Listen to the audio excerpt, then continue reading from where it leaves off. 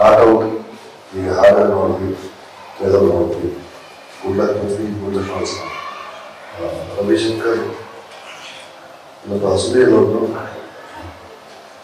ಸುದೀರ ಆದ್ಯತೆ ಪಟ್ಟ ಗೊತ್ತಾಗುತ್ತೆ. ಸುಮ್ಮನೆ ಸೆಕೆಂಡಾಗಿ ತಗೊಂಡು ನೀನು ಇದೇ ಗೊತ್ತಾಗುತ್ತೆ. ಪ್ರಶಾಂತ ಮತ್ತೆ ಬಹಳ ಸಮಯ ಅನಿಸ್ತದೆ. ರಾಷ್ಟ್ರಮಟ್ಟ ಪಿಕ್ಚರ್ಸಲ್ಲಿ ನಾಟಕಕ್ಕೆ 19ನೇ ತಾರೀಕು ಬಿಡುಗಡೆ ಆಗ್ತದೆ.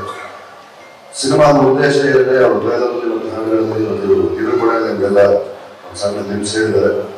ಗುಡ್ ಲಕ್ ಅನ್ನೋ ಸಿನಿಮಾ ಒಳ್ಳೆಯದಾಗಲಿ. ಈ 2ನೇ ಸಿನಿಮಾ ಇನ್ನೂ ಹೆಚ್ಚಿನ ಸಿನಿಮಾಗಳಿಗೆ ನಾವು ಪ್ರೊಡಕ್ಷನ್ ಔಷಧ ಬರಲಿ. ಗುಡ್ ಲಕ್, ಎಲ್ಲರಿಗೂ ಒಳ್ಳೆಯದಾಗಲಿ. Thank you. ಇಡೀ ಇಂಡಿಯಾ ಖುಷಿ ಸಿಕ್ಕಿತ್ತು. ಸೊ ಅದೇ ರೀತಿ ನಾಟಕ ಇಂಡಸ್ಟ್ರಿಗೆ ಖುಷಿ ತರುವ ಸಚಿವರು ಹೊಡಿಲಿ ಅಂತ ಕೇಳ್ತೀನಿ. ಹೇಗೆ ಕಾಫಿ ಗಿದ್ರು ಆಂಬುಲೆನ್ಸ್ ಡ್ರೈವರ್ ನುಗ್ಗಿಸ್ಕೊ ಬರ್ತಾನೆ, ಅದೇ ರೀತಿ ನೀವು ಇಂಡಸ್ಟ್ರಿಯಲ್ಲಿ ನುಗ್ಕೊಂಡ್ಬರ್ಲಿ ಅಂತ ಕೇಳ್ತೀನಿ. ಆಸ್ಪತ್ರೆಗೆ ಹೋದಾಗ ಪೇಷಂಟಿಗೆ ಖುಷಿ ಆಗೋ ವಿಷಯ ಒಂದೇ ನರ್ಸ್.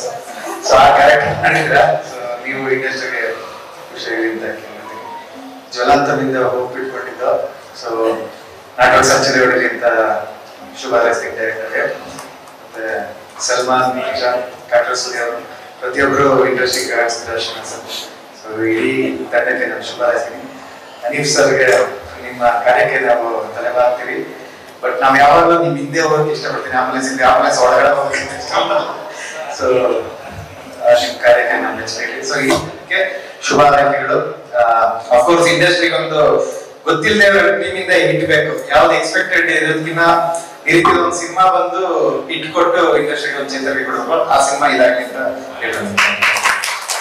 ನಾನು ಸಿನಿಮಾ ಕ್ಷೇತ್ರದಲ್ಲಿ ನನ್ನ ಲೈಫ್ ಫಸ್ಟ್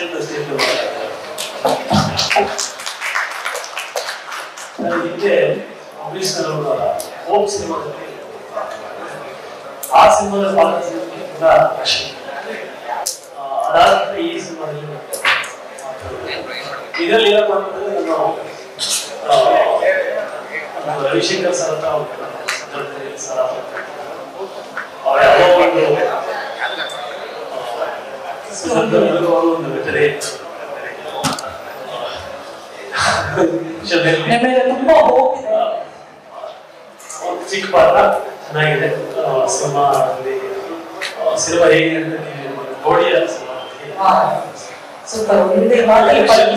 ಯಾಕಂದ್ರೆ ನಾನು ಸ್ಟೇಜ್ ಮೇಲೆ ಮಾತಾಡಿಲ್ಲ, ಹಾಗಾಗಿ ಫಸ್ಟ್ ಟೈಮ್ ನಾನು ಸ್ಟೇಜ್ ಮೇಲೆ ಮಾತಾಡ್ತಿರೋದು ತಪ್ಪಾಗಿದೆ.